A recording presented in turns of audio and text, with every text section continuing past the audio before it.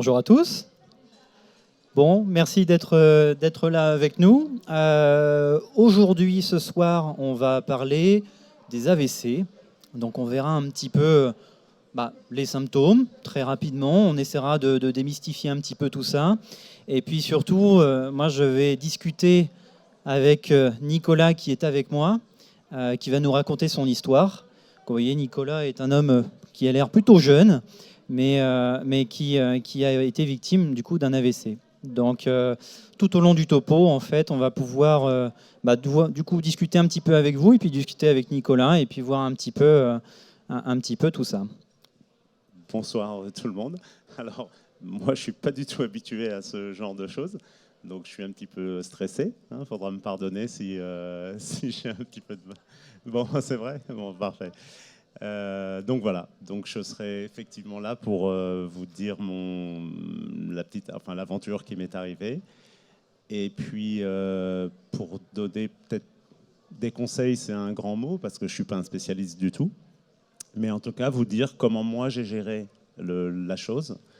Et puis pour donner beaucoup d'espoir, parce qu'en fait, je pense que voilà, on peut garder beaucoup d'espoir même après un AVC. Allez, on y va. Et donc moi je suis le docteur Léger-Romain, du coup je suis médecin coordonnateur des cliniques L'État Marin. Clinique L'État Marin, donc comme vous pouvez voir il y a un petit stand à côté où on a un exosquelette de marche dont on va parler tout à l'heure, qui sont des cliniques de rééducation en orthopédie et en neurologie. Donc on s'occupe des patients victimes de trauma crânien et victimes d'AVC pour le coup. Alors, avant l'AVC, l'AVC c'est quoi? Est-ce que parmi vous des gens savent ce qu'est un AVC? Allez, on va prendre mesdames au premier. Dites-moi, est-ce que vous savez ce que c'est un AVC? C'est quoi?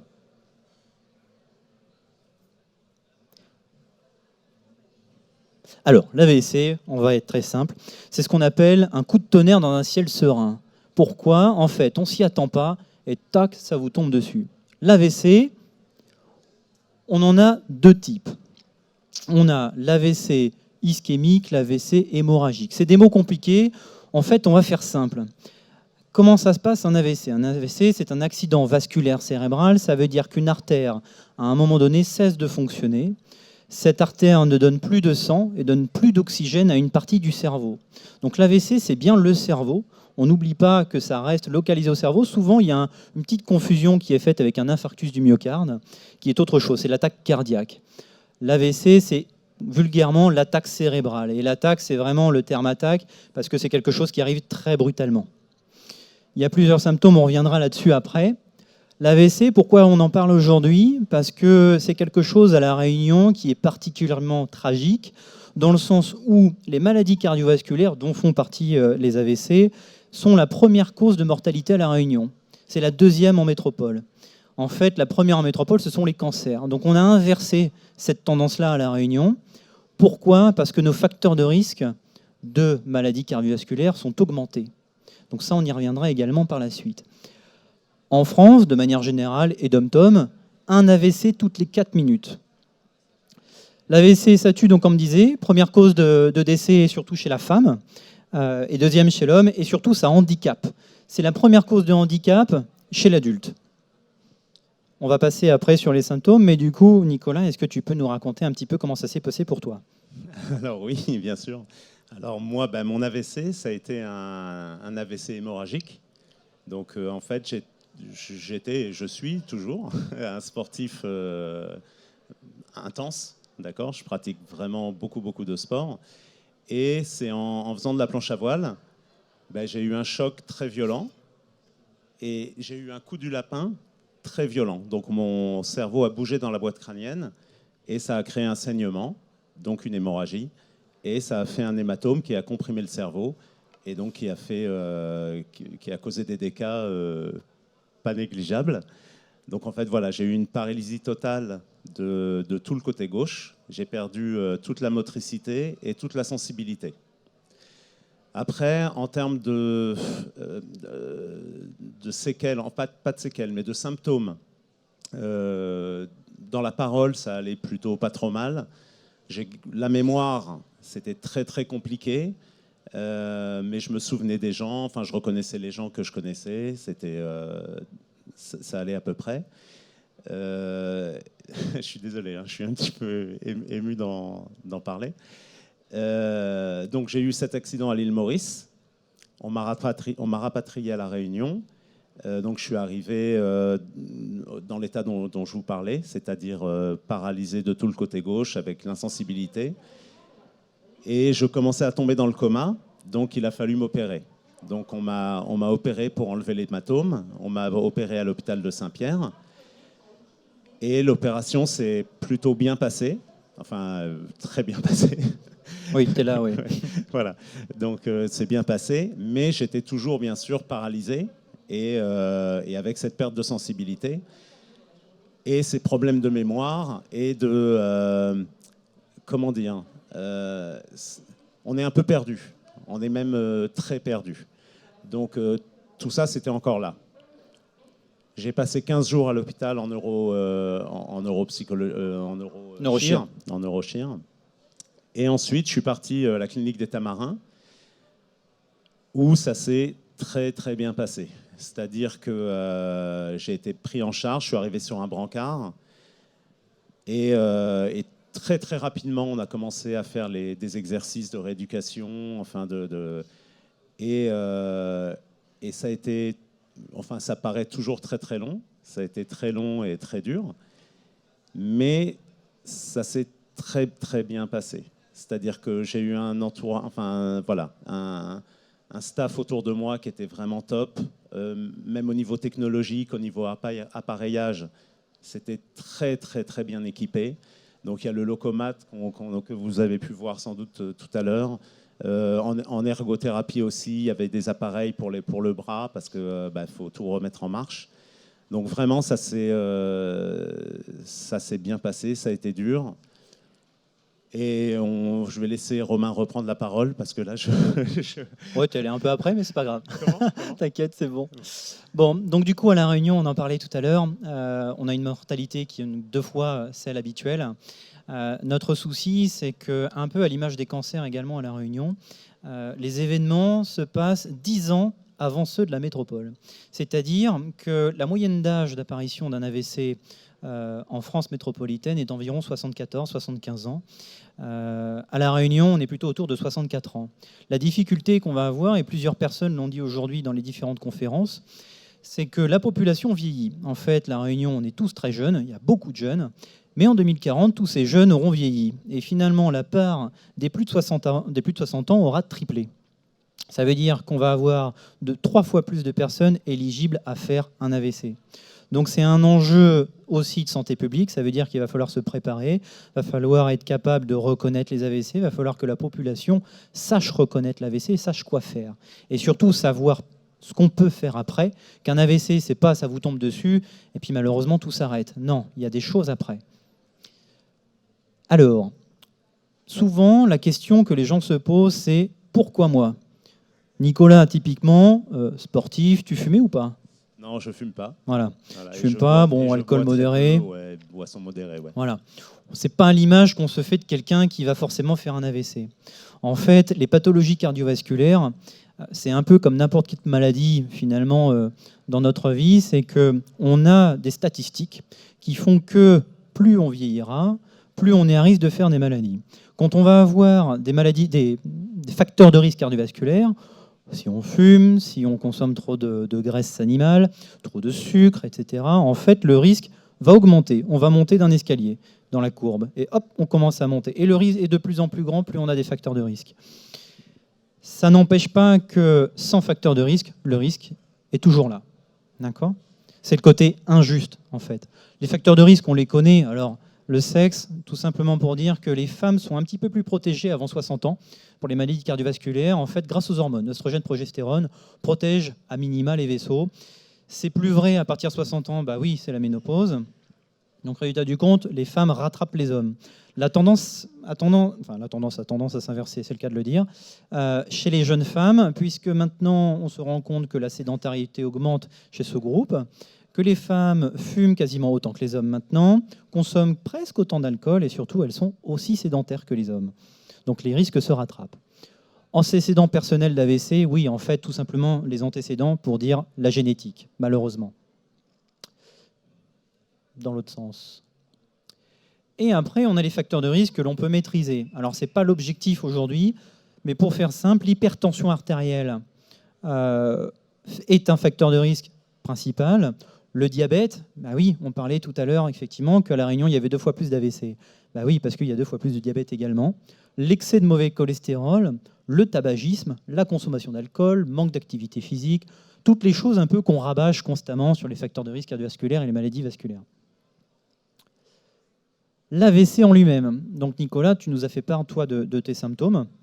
Donc ne plus pouvoir se servir de la moitié du corps, ça s'appelle l'hémiplégie, quand vraiment on ne contrôle plus rien. Petite parenthèse, lorsqu'on bouge un petit peu, lorsque ça bouge, on appelle l'hémiparésie. C'est 2 mots que vous pouvez peut-être entendre parfois. Et après, on peut avoir des troubles de la parole, ce que tu n'as pas eu, et ce qui t'a aussi sauvé finalement, c'est de pouvoir dire que ça n'allait pas, de pouvoir demander l'assistance lorsque tu faisais ta planche à voile. Demander de l'aide, ouais. Voilà. Le fait de ne pas pouvoir parler ou de ne pas réussir à parler ou de ne pas comprendre ce que l'on dit, ça s'appelle l'aphasie. C'est aussi un autre symptôme. Donc à un moment donné, il y a eu une communication faite par l'assurance maladie, l'ARS, qui revenait régulièrement pour expliquer les 3 symptômes majoritaires, mais il y en a d'autres. L'AVC, c'est piège. C'est piège, pourquoi ? Parce qu'un AVC peut être aussi découvert sur des vertiges. Le matin au réveil, d'un seul coup, j'ai mal à la tête qui tourne. Ça peut être un signe d'AVC, surtout chez quelqu'un qui a des facteurs de risque cardiovasculaire. Ça peut être des troubles de la déglutition. Bien souvent, en post-AVC, sur des AVC qui sont relativement lourds, les patients ont des troubles de la déglutition. Parfois, on est obligé de poser des sondes même. Ça peut être des maux de tête. Alors souvent, on est toujours très méfiants, nous médecins, sur les maux de tête d'apparition brutale. Comme je disais tout à l'heure, le coup de tonnerre dans un ciel serein, c'est vraiment lorsqu'on a des maux de tête qui sont inhabituels. On peut avoir des maux de tête, ce qu'on appelle les céphalées de tension. On est un peu stressé, on est un peu tendu, on a mal au cou. Ça irradie un petit peu. C'est des maux de tête un peu habituels qu'on connaît. On se dit, bon, j'ai mal à la tête. Quand on ne comprend pas qu'on a, entre guillemets, un âge éligible à faire des AVC, il faut être très méfiant. Toi, c'était un petit peu les maux de tête, ça a été un des signes aussi. Alors, ça a été un des signes. Alors, ça a été surtout la vision, moi. Oui. C'est-à-dire qu'en fait, quand l'hémorragie s'est déclenchée, je voyais bien, mais les déplacements qui se faisaient autour de moi étaient complètement saccadés. Donc, du coup, ça fait très peur. Et là, on se dit, il y a quelque chose qui ne va pas du tout. Et ça, c'est arrivé juste avant la perte de sensibilité et de mobilité. Donc voilà, moi, ça a commencé effectivement par la vision. Oui, absolument.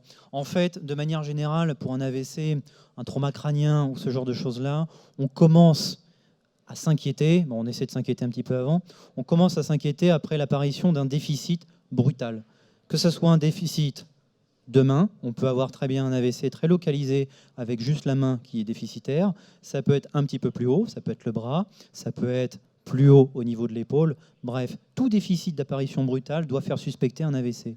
Et ça, il faut vraiment en être conscient. D'accord ? Bien souvent, il peut y avoir des erreurs, un petit biais de confusion sur l'attaque cardiaque, comme on disait tout à l'heure, l'infarctus du myocarde. En fait, la problématique, elle vient du fait qu'on peut avoir un engourdissement du bras dans le cadre d'une attaque cardiaque. Toi, c'est un petit peu... C'est exactement ce qui s'est passé, oui, dans ma tête. C'est-à-dire que comme c'était le côté gauche, et que j'avais toujours entendu dire que la crise cardiaque, c'est douleur à gauche, je me suis dit, je suis en train de faire une crise cardiaque. Donc j'ai paniqué. Et en fait, il s'avère que ce n'était pas du tout une crise cardiaque. Mais ça, je l'ai compris parce qu'on me l'a dit une fois qu'on m'a sorti de l'eau, ça m'est arrivé dans l'eau. Donc une fois qu'on m'a sorti de l'eau, on m'a dit non, c'est pas le cœur, c'est le cerveau. Ce qui m'a un peu plus inquiété encore. mais en tout cas, voilà, j'ai vraiment eu, pour moi, c'était une crise cardiaque. Donc je comprends qu'on puisse vraiment se tromper sur le diagnostic avec ces symptômes-là. Alors, de toute façon, comme on dit, attaque cardiaque ou AVC, finalement, la prise en charge, ou en tout cas ce qui doit être amené à être fait, c'est la même chose. Qu'est-ce qu'on fait lorsqu'on a un déficit neurologique, où un bras ne fonctionne plus, ou si on a une douleur thoracique. Qu'est-ce qu'il convient de faire? Est-ce que quelqu'un a une idée?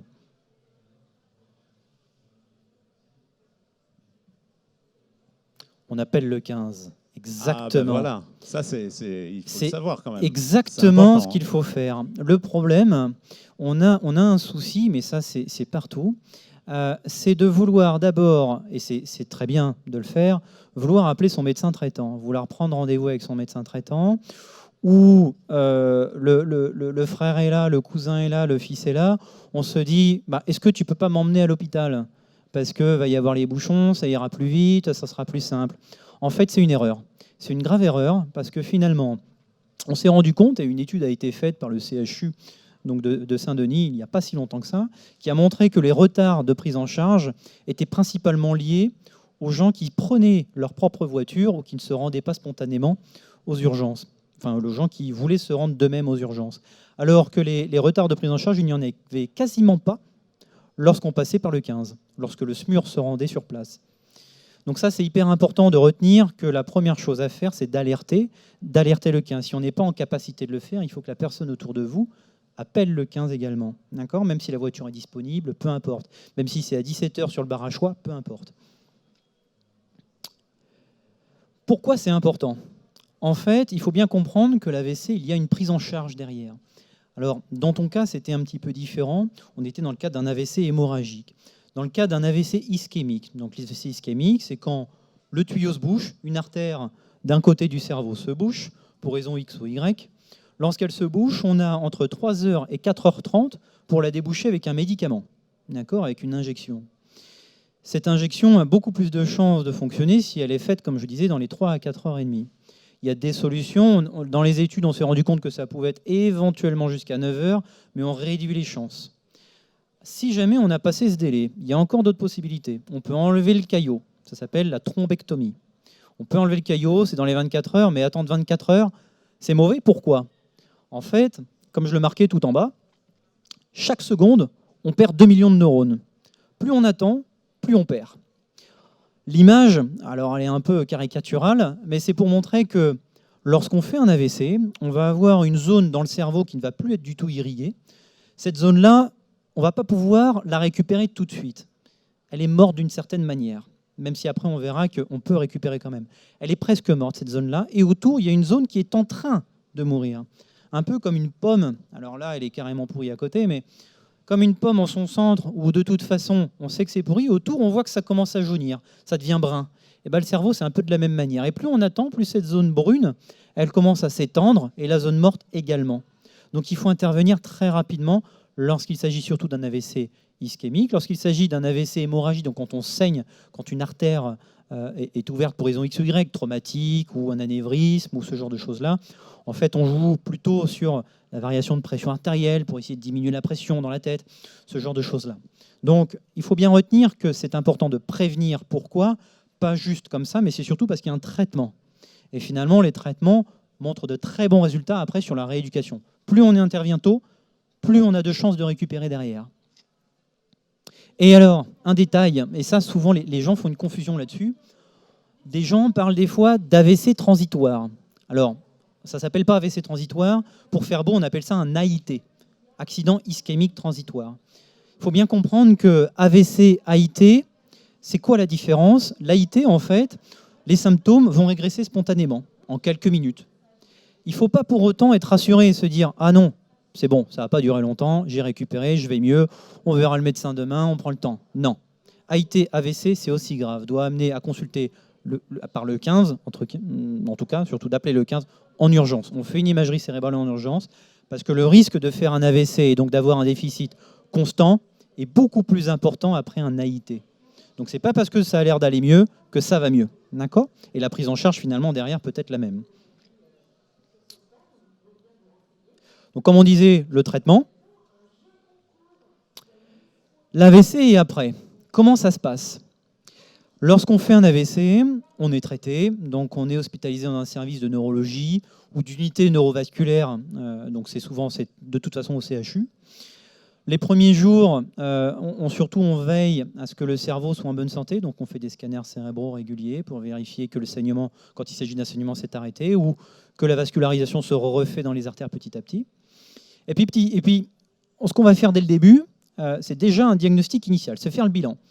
Donc on a le patient auprès de nous, et on va voir quels sont les déficits, qu'est-ce qui s'est installé, qu'est-ce qui manque, quelles fonctions ont été perdues ou en tout cas atténuées.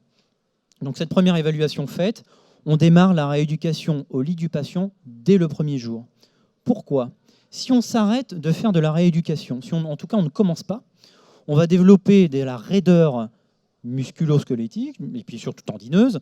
En fait, on va avoir des rétractions au niveau des épaules, on va avoir des muscles qui petit à petit vont se rétracter et ça va créer de l'inconfort et de la douleur. Donc la rééducation, elle doit être la plus précoce possible et donc elle est faite finalement le premier jour. Le lendemain de l'AVC, une fois que le patient est stabilisé, c'est évident. Et la rééducation en centre spécialisé se fait après plusieurs semaines. Donc toi, c'était à peu près combien de temps après ? C'était 15 jours en fait. Ouais. Après l'opération. Ouais. Donc je suis resté 15 jours en neurochir et en réa. Et ensuite, on m'a emmené, on m'a transféré au Tamarin au bout de 15 jours. Je ne sais plus si c'était une semaine ou 15 jours, mais dans ces eaux-là. Ouais. Du coup, ce qu'on peut voir comme symptômes ? Les symptômes sont aussi larges qu'il y a d'AVC, c'est-à-dire que le cerveau, c'est une machine superbe, mais le moindre déficit à un endroit très précis peut faire perdre beaucoup de fonctions. Donc, selon la localisation de l'AVC, donc si c'est sur le côté, si c'est plutôt sur les parois, on va avoir un déficit, donc la moitié du corps, on va avoir un trouble de la parole, selon si c'est à gauche ou si c'est à droite. On peut avoir des troubles de la vue, si jamais ça se situe au niveau de certaines paires crâniennes. Voilà, tout dépend un petit peu de ça. Donc on fait le premier point. On peut avoir donc dans la très grande majorité des cas un déficit moteur, donc ce qu'on disait tout à l'heure, les hémiparésies, les hémiplégies. 90% des cas, on va avoir des déficiences motrices. L'aphasie, les troubles du langage, c'est ce qu'on disait tout à l'heure, c'est l'incapacité de s'exprimer ou de comprendre le langage. Vous allez avoir des gens qui soit ne vont pas s'exprimer, ce qu'on appelle l'aphasie globale. Vous allez avoir des gens qui vont pas forcément comprendre ce que vous leur dites, qui vont vous dire des mots un peu décousus, qui vont vous dire jardin, Pilate, demain, champagne. Qu'est-ce qu'on raconte ? Ça peut être un symptôme d'alerte d'ailleurs. On peut avoir aussi des gens qui vont avoir une aphasie un peu particulière, qui vont répéter toujours la même chose. Tatati totota, tatati totota, mamami momoma, mamami momoma. Alors ça fait un peu bizarre, mais ça doit vous alerter. On va avoir des troubles de la déglutition. Alors selon les études, entre 40 et 80%, la fourchette est large, mais c'est pour dire que dans certaines études, on s'est rendu compte que les troubles de la déglutition étaient prépondérants. Troubles sensitifs. Troubles sensitifs, ça va être quoi ? Ça va être un engourdissement, comme on tout disait tout à l'heure. Alors, d'où le biais de confusion lorsque, par exemple, on va avoir une pseudo-attaque cardiaque. Troubles visuels, donc comme on disait tout à l'heure également, comme tu présentais, des images saccadées, ou alors on va voir en double, ce qu'on appelle la diplopie. Troubles cognitifs et des troubles de l'humeur. Et finalement, les troubles de l'humeur, on peut les garder. Les troubles cognitifs, on a à peu près 30 à 60% de troubles cognitifs chez les personnes qui font un AVC, qu'elles soient jeunes ou moins jeunes. Et la problématique de l'AVC, c'est qu'on peut garder un syndrome dépressif par la suite. Et ce syndrome dépressif, en fait, fait suite dans un contexte parfois d'épisodes un peu post-traumatiques. On s'attaque à des pathologies cardiaques ou cérébrales. Ce sont des zones qui sont extrêmement susceptibles et sujettes au psychotraumatisme.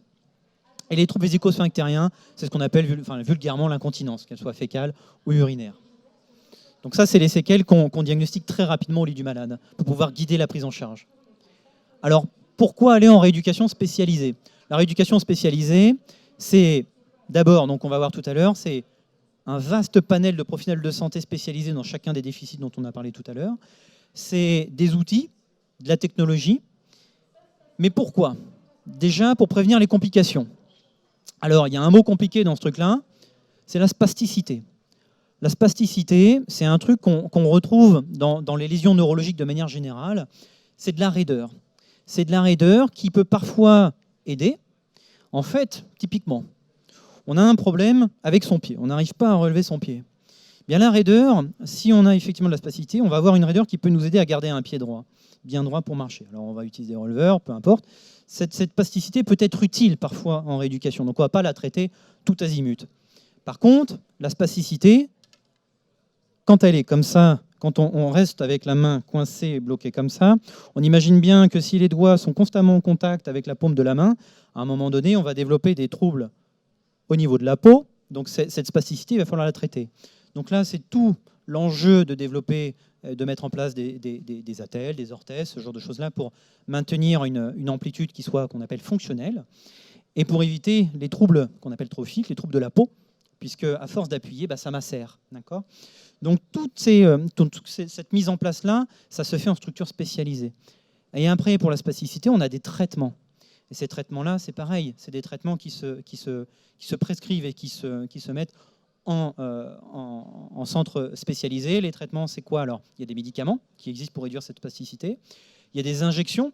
Alors on parle souvent du Botox. Alors les gens, le Botox, c'est pour assouplir, là, pour les rides. Et là, c'est pas la même chose. Là, le Botox, c'est pour réduire justement ces contractions musculaires. Et donc, en fait, on va vulgairement, on va amoindrir et on va ramollir un petit peu tout ça et ça va libérer le muscle. Donc, au lieu d'avoir un bras comme ça, ou alors lorsqu'on va contracter, et au lieu d'être comme ça, saccadé, ça va libérer un peu le bras, d'accord ? Ça va redonner un petit peu d'amplitude. Et cette limitation d'amplitude, elle est douloureuse. Donc en post-AVC, il y a beaucoup de douleur. Je ne sais pas toi comment tu l'avais ressenti. Alors non, moi j'ai pas eu ces choses-là, enfin ces symptômes-là. C'est-à-dire que en même temps, on m'a pris en charge très très tôt. Dès que je suis arrivé, on a commencé la rééducation.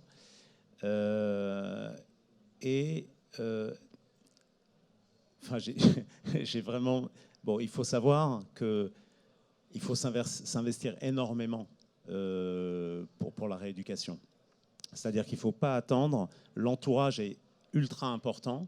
La technologie qu'on a autour de soi est aussi très, très importante.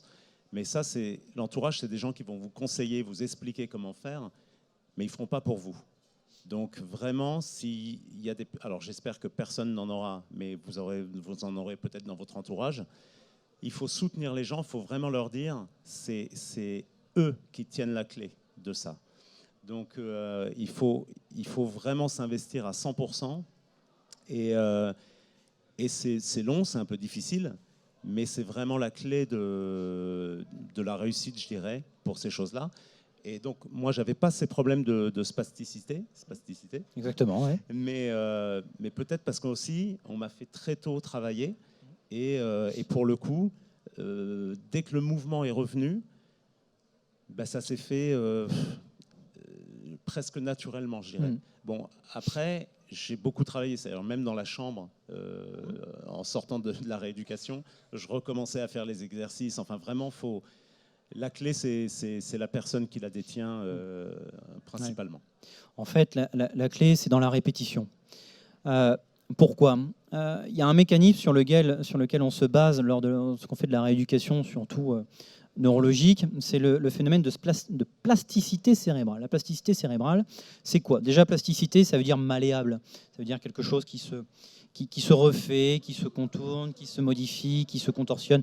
Bref, la plasticité cérébrale, c'est la capacité qu'a le cerveau de soit contourner l'obstacle, donc une zone entre guillemets morte ou en tout cas affaiblie, de la contourner, soit de recréer des terminaisons qui ont été abîmées. En fait, comment on va stimuler ça ? Alors c'est déjà présent en chacun de nous. Comment cette plasticité, on va la stimuler ? En répétant de manière très régulière, de manière intensive, des mouvements pour récupérer fonction petit à petit. Donc ça va être sur le plan moteur, ça va être sur le plan sensitif, ça va être sur le plan cognitif. Et tous les outils qu'on utilise d'un point de vue technologique, donc le Lokomat qu'on a au bout, qui est un exosquelette de marche, c'est quoi ? C'est quelque chose qui va vous libérer de votre poids parce que vous êtes soulevé. C'est quelque chose qui va vous permettre de reproduire un mouvement. Donc le Lokomat vous fait marcher, vous permet de reproduire un schéma de marche, donc c'est-à-dire contracter le bon muscle, relâcher le bon muscle, avancer le pied, relâcher le pied. Enfin, voilà. C'est quelque chose qui va répéter. Et en fait, en faisant ça de manière très régulière, et en faisant ça en plus, en se voyant, avec le contrôle de la vue, en faisant ça en stimulant les deux hémisphères, hémisphère gauche, hémisphère droit. Bref, en répétant tous ces mouvements-là, petit à petit, les connexions se refont. Ça peut prendre un petit peu de temps, mais petit à petit, ça se refait. Donc on les répète, jusqu'à l'apprentissage. En fait, on repart de zéro. Donc, comme on disait, les simulations sensitives, motriques, cognitives. Et le but, c'est de faire travailler hémisphère gauche, hémisphère droit. La rééducation, de manière générale, donc tu disais effectivement tout à l'heure, tu as commencé assez rapidos. La rééducation, c'est quelque chose d'intensif si on veut que ça soit efficace.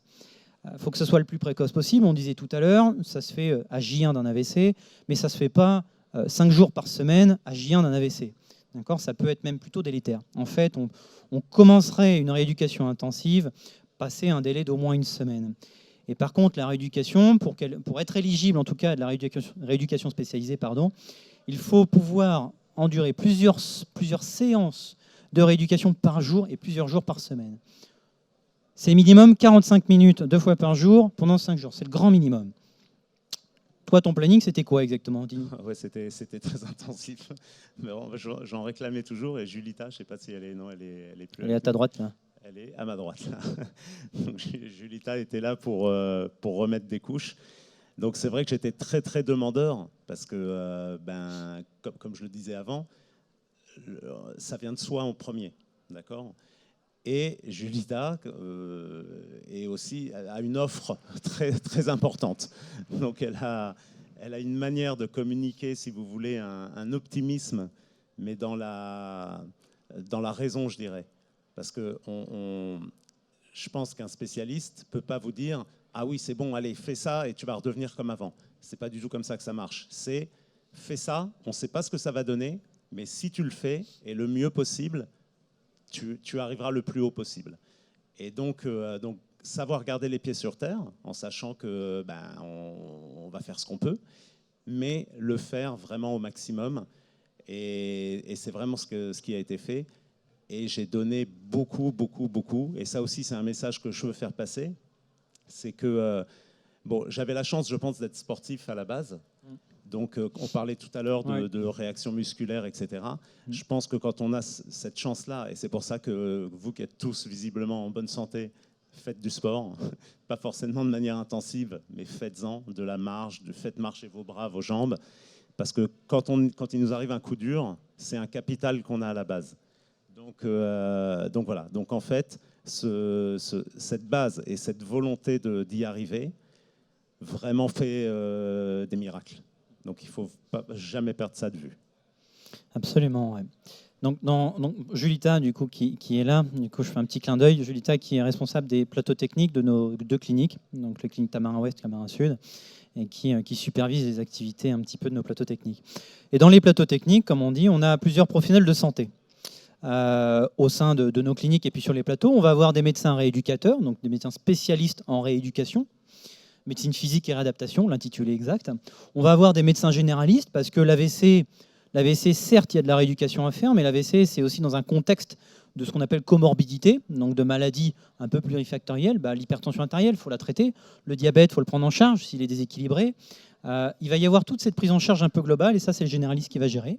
Des infirmières, des aides-soignantes, nécessairement, qui vont continuer le travail qui est fait au plateau technique, qui vont l'entretenir dans les étages.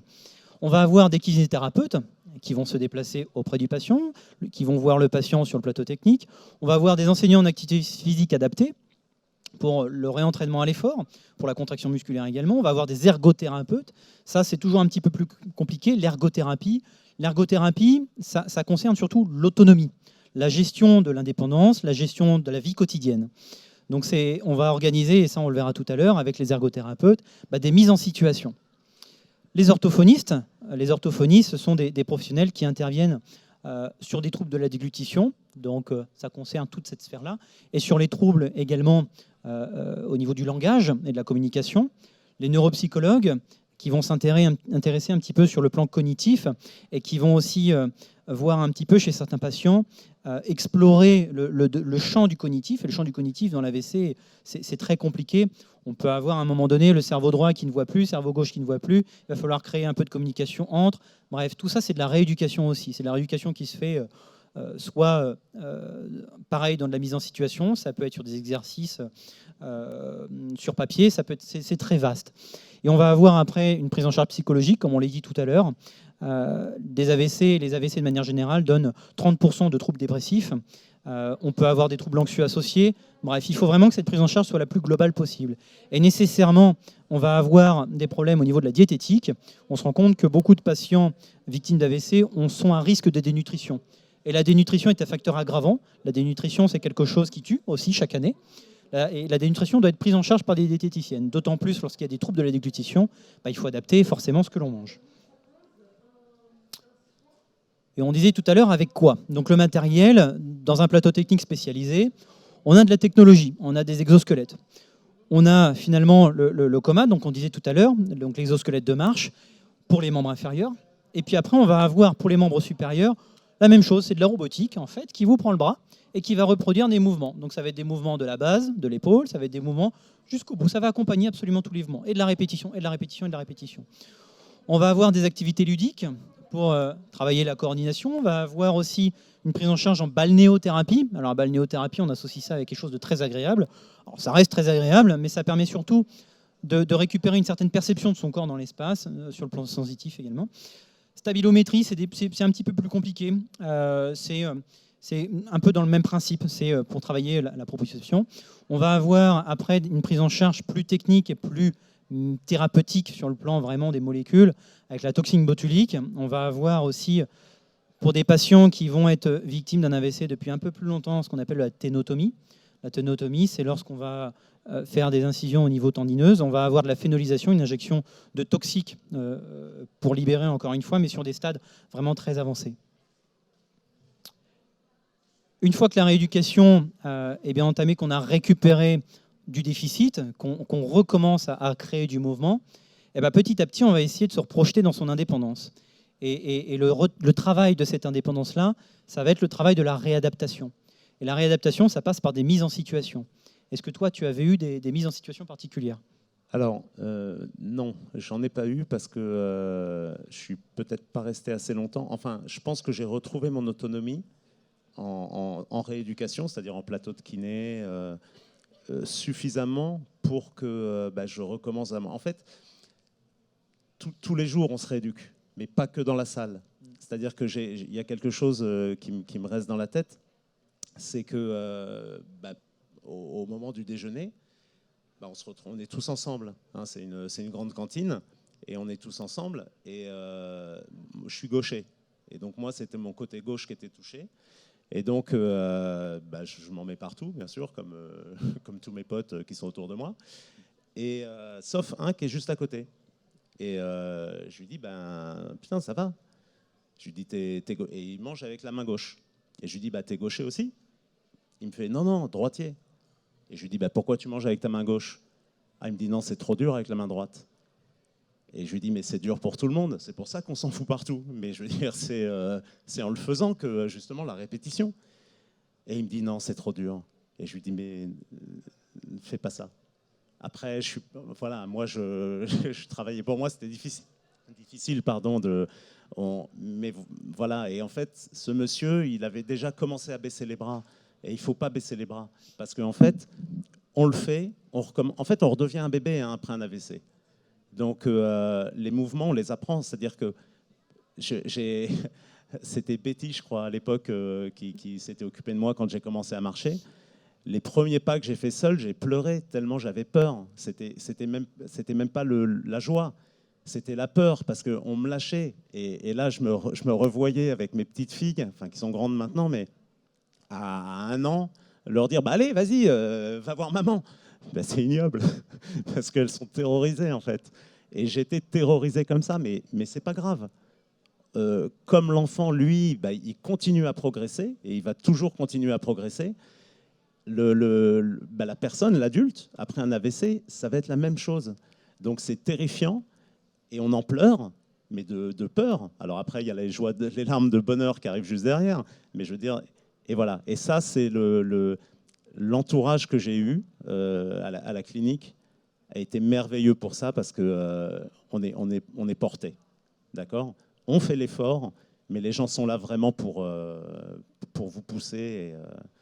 Enfin voilà, Je suis désolé, c'est très émouvant de reparler de tout ça. Ça fait 6 ans, mais ça reste, ça reste comme ça. Ça marche.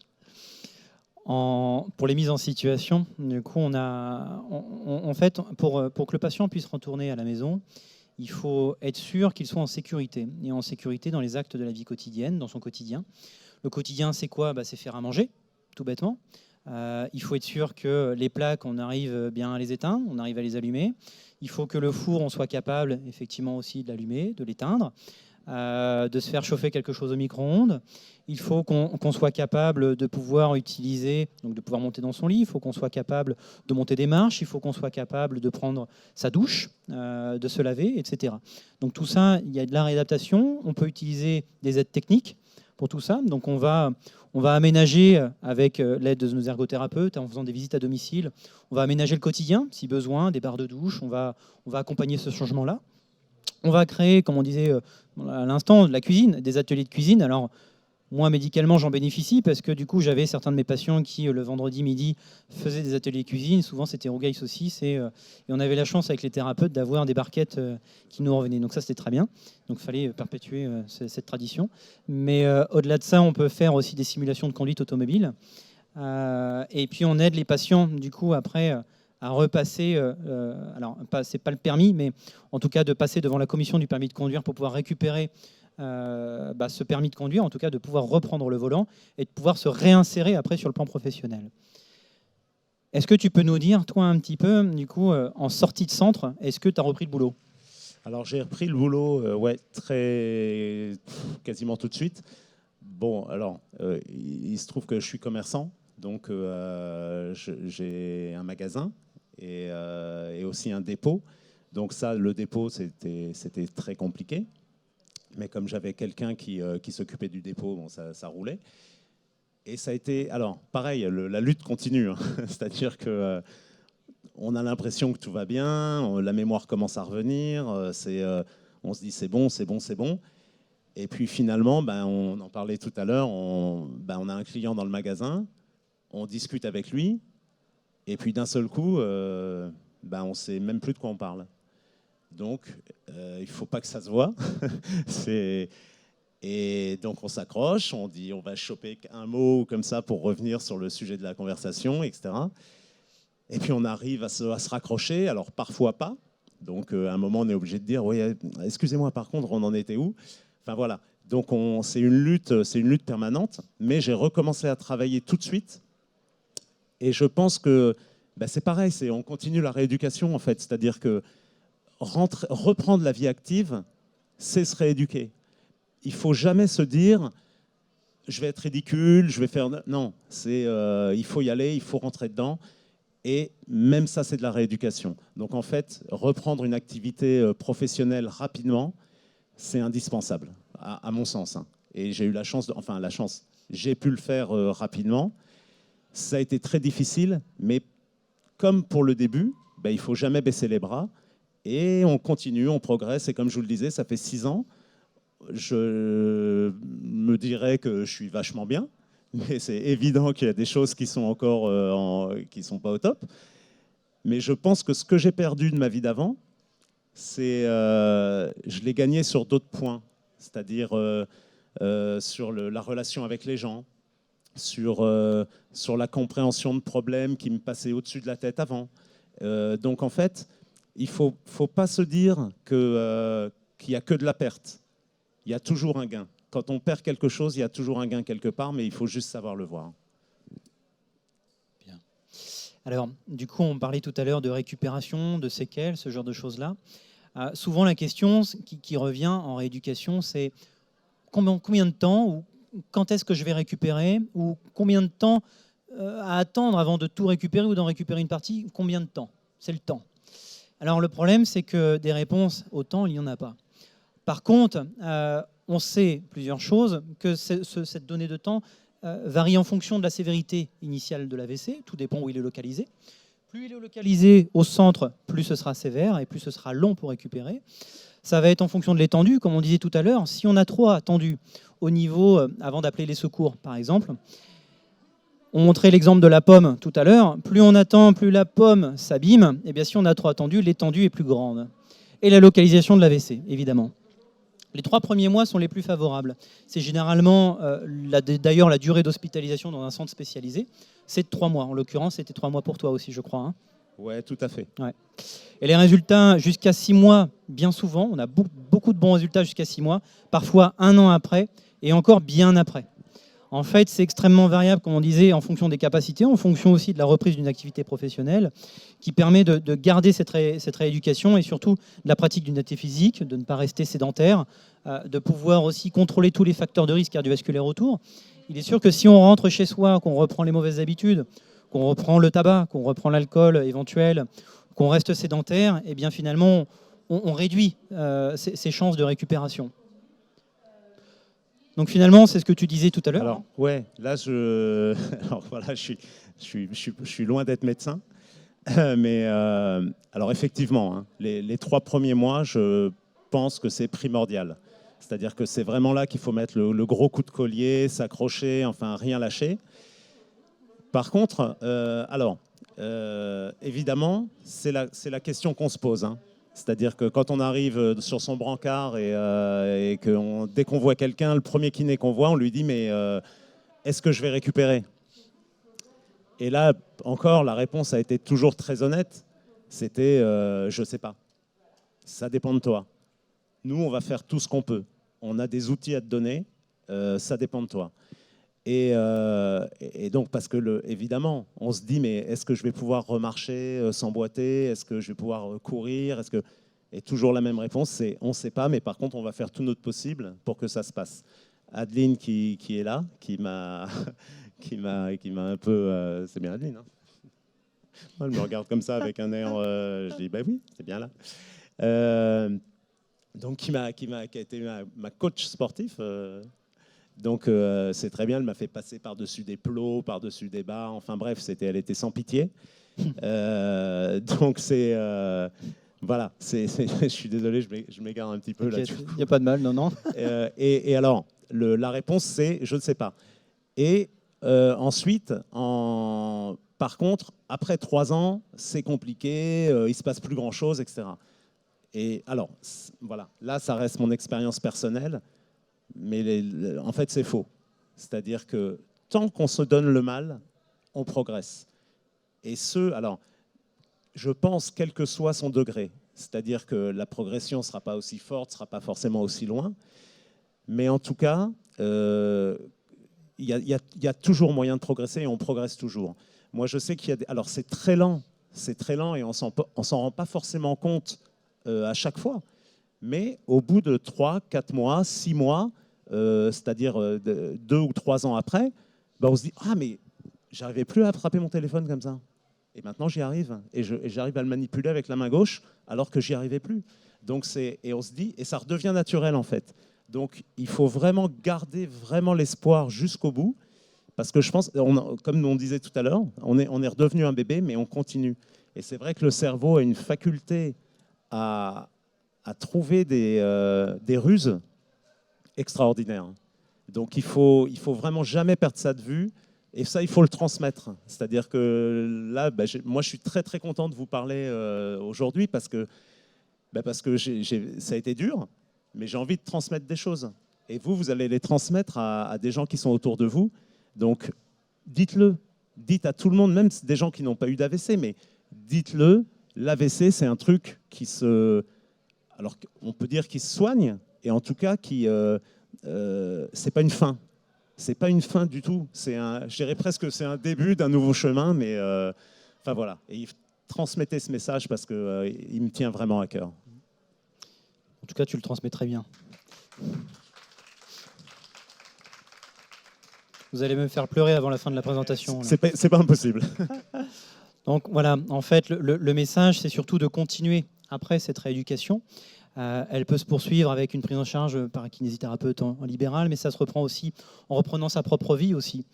On suit un traitement préventif. Lorsqu'on a un AVC, évidemment, on peut avoir aussi un cocktail de médicaments qui permet de fluidifier le sang, réduire l'hypertension artérielle. Et ça, c'est extrêmement important de poursuivre ce traitement-là.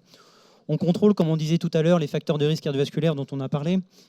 C'est-à-dire qu'on essaie de limiter la station assise, de rester assis trop longtemps. On essaie d'avoir une activité physique régulière. On essaie de limiter la quantité de tabac, la consommation d'alcool. On pratique une activité physique adaptée du coup au déficit restant ou adaptée à sa condition physique ou adaptée de manière générale. La reprise d'une activité professionnelle se fait avec adaptation. Il y a toujours des moments où c'est toujours un petit peu compliqué, donc tu nous en parlais tout à l'heure. Au total, dans les récupérations, de manière très générale, donc ça veut dire qu'on prend les cas les plus graves et les cas les plus simples, on a environ 60% des patients qui récupèrent leur indépendance et 75% d'entre eux qui reprennent une activité professionnelle. On est quand même au-dessus de la majorité. Les symptômes qui peuvent persister et que l'on ne voit pas forcément, donc tu en as parlé finalement lorsque tu étais avec tes clients, en l'occurrence ça peut être de la fatigue, troubles de la concentration, on peut avoir aussi de l'anxiété, on parlait tout à l'heure de syndrome de stress post-traumatique. Alors, je peux juste... Ouais. Là aussi j'ai une petite anecdote, c'est très rapide. C'est donc dans le magasin, on travaille sur son ordinateur, ses stocks, etc. Et puis on a un coup de fil. Donc on décroche, oui, bonjour, tac, et on raccroche parce que ça dure 30 secondes. Et on ne sait plus du tout ce qu'on était en train de faire. Donc il faut reprendre à zéro. Et en fait, pareil, il ne faut pas baisser les bras, il faut dire je reprends à zéro, ok, je recommence. Et tout ça, ça disparaît. C'est-à-dire que tout ça, ça rentre dans l'ordre, c'est assez magique. Donc il faut, voilà, excuse-moi de t'avoir interrompu. Non, je t'en prie, au contraire. Donc le message clé, moi en tant que médecin, que j'aimerais que vous reteniez, et je pense que Nicolas, tu seras probablement d'accord avec toi et tu compléteras, c'est la maîtrise déjà de ce qu'on appelle les facteurs de risque cardiovasculaire. Alors, on n'a pas pris le temps aujourd'hui d'expliquer exactement comment les contrôler. Alors, bon, c'est l'objet d'une conférence dimanche, mais le tabac, on en a parlé, l'alcool, la sédentarité, la consommation alimentaire. Les symptômes, et ça, c'est quelque chose qu'il faut que vous reteniez parce que c'est pas forcément quelque chose qui va vous arriver, je ne vous le souhaite pas, mais par contre, c'est quelque chose qui peut arriver à vos proches. Et ça, ces symptômes-là, les 3 symptômes clés, c'est quelque chose qu'il faut absolument retenir. Et l'urgence de la situation, alors les médecins s'amusent à parler anglais pour faire classe, c'est time is brain. Tout ça peut dire que le temps, c'est du cerveau, comme vous l'avez vu tout à l'heure. Chaque seconde, 2 millions de neurones. Plus vous interviendrez tôt, plus vous appellerez au secours tôt, plus ce sera, entre guillemets, facile de récupérer. En tout cas, vous aurez plus de facilité pour récupérer derrière. Et la rééducation, encore une fois, c'est tout de suite. C'est progressivement intensif. Pourquoi progressivement? On l'a dit tout à l'heure, on n'intervient pas dès le début, dès les premiers jours sur une rééducation à 6 heures par jour. Non, ce n'est pas le but, c'est délétère. Par contre, petit à petit, on intensifie en fonction de ce que le patient est capable de faire, on se réactualise, on refait le point, on refait le bilan, on voit qu'il y a une fonction qui récupère, allez, on va dessus, etc. etc. Donc c'est progressivement intensif. La rééducation, la réadaptation et la prévention après l'AVC, finalement, c'est du quotidien, c'est ce qu'on disait. Est-ce que toi, tu aurais un message particulier? Déjà, je voudrais juste dire, il y a un truc qui m'a marqué dans tout ce dont tu as parlé là, c'est que tu parles de ça après un AVC, mais en fait, c'est des choses qu'il faut faire avant l'AVC. Absolument. C'est-à-dire bien manger, faire du sport, éviter de fumer, enfin faire attention. Finalement, faut le faire tout de suite. Après, excuse-moi, je suis parti là-dessus. Non, bon. mais tu me demandais, ouais. C'était sur mon ressenti. Donc, oui, bien sûr. Alors, je reviens encore sur la rééducation. Oui, pourquoi pas d'un seul coup? C'est comme le sport. Quand on fait du sport, on ne fait pas un marathon le jour où on a décidé de commencer le sport. Donc, ça va progressivement. Mais même si ça a été, on en parlait tout à l'heure, ça a été une expérience incroyable pour moi. On découvre des choses. Donc je m'en serais passé largement, mais on découvre des choses incroyables. Faut éviter, faut essayer de pas le faire, faut pas l'avoir. Enfin, faut pas que ça vous tombe dessus. Donc effectivement, faites attention à vous et surtout transmettez le message que c'est pas une fin, mais surtout prévenez les gens que voilà, fumer, c'est pas forcément la peine. Je vois, il y a beaucoup de jeunes filles, pas beaucoup de jeunes hommes d'ailleurs, mais il y a beaucoup de jeunes filles. Quasiment fait une. C'est parce qu'ils ont mis un beau médecin, donc. Oui. Et, enfin bref, donc fumer, c'est pas la peine. Donc boire de l'alcool, oui, c'est rigolo, mais pas forcément à outrance. Enfin bref. Oui. Est-ce que parmi vous, certains ont des questions pour Nicolas ou pour moi? On a les 5 petites minutes. Oui. Alors je marche très très bien. Alors je vais vous dire. Donc j'étais un grand sportif. Donc mon accident, je l'ai eu en planche à voile.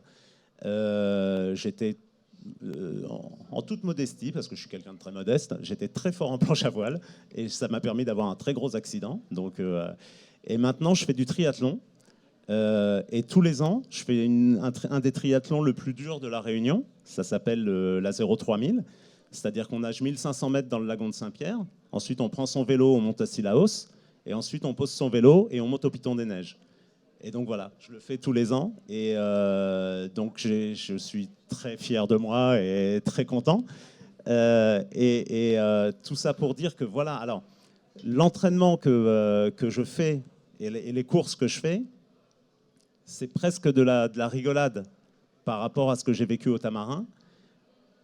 Parce que la volonté qu'il faut, enfin, c'est merveilleux, hein, on est entouré de gens là-bas qui sont vraiment, qui vous transmettent ce truc-là. C'était vraiment, ce que je fais maintenant, c'est facile par rapport à ce que j'ai fait là-bas pendant 3 mois, mais il faut le faire. Et il faut donner ce message et ne l'oubliez jamais, parce que si malheureusement, c'est pas que pour les AVC, hein, ça peut être pour plein de choses, mais il faut jamais lâcher. Il faut jamais lâcher, donc je marche très très bien et c'est un bonheur de vivre.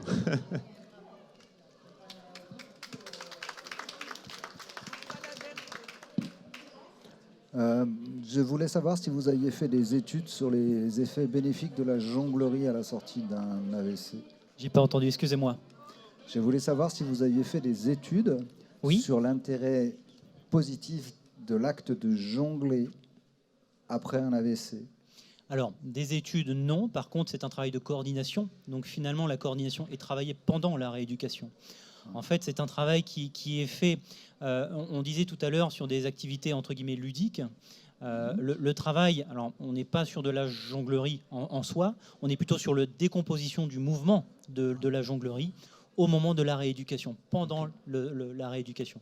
Donc, ça serait intéressant que je vous fasse découvrir ma pratique, parce que la décomposition, ce qui amène à la jonglerie, c'est ma spécialité. D'accord. Et vraiment, ça mériterait que vous découvriez Absolument. ça. Parce qu'à travers ce que j'ai lu, là, je suis sûr que je match pile dedans. C'est probable.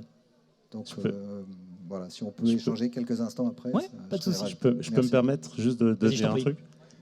Alors, c'est rigolo cette intervention. Tu jongles aussi? Alors, non, j'arrivais à jongler, d'accord. Et bien sûr, j'y arrivais plus du tout. J'y arrive toujours plus. Mais ça va beaucoup, beaucoup mieux. Je suis à 2 doigts d'y arriver. Et ça, c'est-à-dire que alors moi, c'est jongler basiquement, hein, avec 3 balles, hein, on est d'accord. Le jour où j'y arriverai, je dirais, putain, je suis là. On en parlera.